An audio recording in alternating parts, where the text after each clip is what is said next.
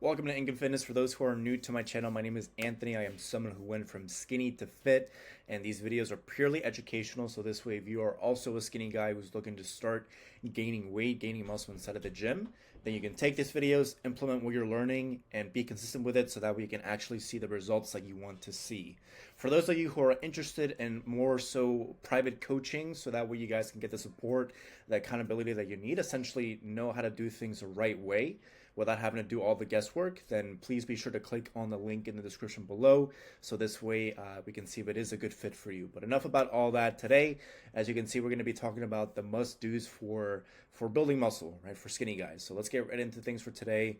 And the first is that you must eat big. There's really no going around this at all whatsoever. There's no way or for you to gain weight, start gaining muscle without you having to eat in surplus, right? Like it just makes no sense at all. There's no magic pill either that's gonna do all the hard work for you. You actually need to eat, right? Eat above your maintenance calories.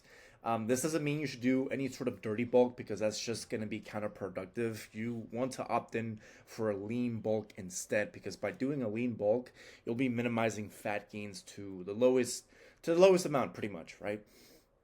Opposed to doing a dirty bulk where you're essentially just prioritizing weight gain opposed to muscle gain, because when you do a dirty bulk you just gain so much fat that you really don't need at all whatsoever. It's going to be holding you down. It's going to fuck with your mind, obviously fuck with your body too. You won't be able to do the things like you used to, like actually go up a flight of stairs without being winded, or walk a certain amount of steps or miles without being winded, those sort of things.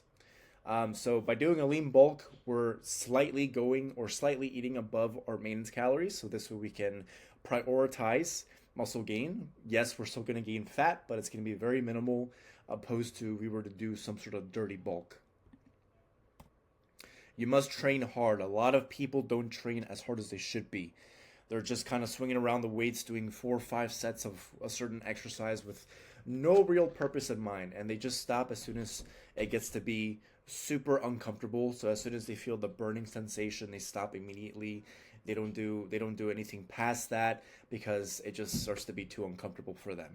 So you must train with intensity. You need to take at least one of your sets till failure, or at least as soon as you feel the burning sensation, go for 2 more reps. Just go beyond what you're used to and what you're comfortable with, because that's really going to help you out a bunch. Kind of see, how far you can take your training sessions. So this way you can actually see the growth that you want to see inside of the gym. Because if you're just kind of swinging the weights around and that's it, you're not going to really get the best bang for your buck when it comes to muscle growth. So you actually need to be pushing yourself, just like any other athlete out there in the world that does soccer, football, running events, whatever, right? MMA. They all push themselves, and some of them are the best of the best because they decide to push themselves inside each of their training sessions. Now, I'm not saying you need to throw up inside your training sessions in order for it to be successful, but like I mentioned, at least go until, at least train until, how can I best phrase this? At least train and to the point that you're not comfortable with, right? So go a little bit beyond that, so that way you can actually, exert yourself a little bit more and see what you're really capable of, because it all starts right here in the mind, because our mind really does hold us back in terms of how far we can push ourselves. So instead of listening to your mental battle of, stop, drop the weights, it's over, I'm done, go 1 to 2 reps more, and you'd be surprised how much more you can do. Most importantly, overall, besides just exerting yourself, is make sure to watch your technique, control the movement all the way throughout the movement. Don't cheat, don't swing your body, don't ego lift or anything like that. Actually pick a good decent weight that you can do for 6 to 8 reps, because that's the range where you should reach failure if you have a moderate weight where you can really focus on the form, and only training the given muscle that you're training.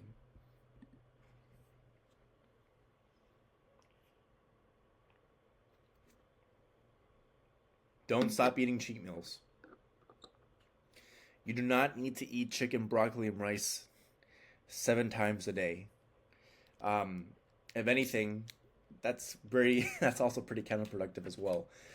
It's just gonna leave you burnt out. You're gonna feel like bulking is a chore instead of something that can be sustainable and enjoyable at times. It's not gonna be enjoyable all the times, of course. There's gonna be some days where you don't feel like eating your meals. but you can at least give yourself the best fighting chance um, that you're able to by actually, making meals or getting meals or buying meals, whatever, that are actually enjoyable and sustainable for you on this journey. So, with that being said, view cheat meals as a tool under your tool belt. Do not eat it every single day. This is not an excuse for you to dirty bulk. Just view it as something for you to use as not as a last resort, but whenever you feel like you need to swap out one of your daily meals with some sort of cheat meal because you're just sick and tired of eating the same stuff every day. Um, so, like I mentioned, don't eat cheat meals every day. Eat them when you feel sick of eating your everyday meals. This will help you get a boost of calories. Make sure that your cheat meals actually have protein in place. Just don't get a bunch of, Ben and Jerry's or a bunch of fries or anything like that, right? Because a lot of people, they like to go towards the sweet or carby um, sourced, I guess, cheat meals or dominant cheat meals, sugary and carby dominant cheat meals. Actually, make sure you have some protein in place, like at least 40 grams of protein in your cheat meal, bare minimum. Um, so that way you can actually hit your protein goals as well, because you just don't want to hit you just don't want to hit your calorie goals only. You want to make sure you're also hitting your protein goals as well. So this will make this bulk a lot more sustainable and enjoyable for you guys. So, which is the most important piece. Stop doing excessive cardio. I get it. You still want to maintain your leanness while bulking, but the reality is that you're still going to gain fat when you're on a bulk, regardless if you're doing some sort of healthy bulk or whatever it is, right? Healthy, quote unquote. Because if you're just eating chicken, broccoli, and rice 7 times per day, but you're eating, of course, that, and you're in a surplus of your calories, you're still going to gain fat regardless. Doesn't matter what kind of food it is, you're still going to gain fat regardless. If you eat in excess of your calories above your maintenance, you're going to gain fat regardless. It does not matter what you eat. Now, we can, obviously mitigate how much fat we gain by not eating so far up ahead, so far up above our maintenance calories. But to say that you're not going to gain any fat while you're on a bulk is just a very silly statement. And if someone ever tries to promote that to you, you should steer away from them, because they're probably trying to sell you on some stupid ass supplement or unrealistic training regimen. Um, that's not really just for them, just to make a quick buck essentially. So we can minimize the fat gains by doing a lean bulk, but by doing excessive cardio, we will likely not reach our daily calorie goal, right? Because if we're running all the time, we're likely not going to be eating at our surplus. Maybe we'll be eating at our maintenance, but not at a surplus, unless you actually push yourself and eat a bunch of meals that ends up for you to eating above your maintenance calories. So you eating in a surplus. But most people will not do that, right? Because they're just kind of tired, especially when you do a bunch of excess cardio. Like, you're just so drained, you just want water and to rest, and that's it. Which leads to my last point within this slide.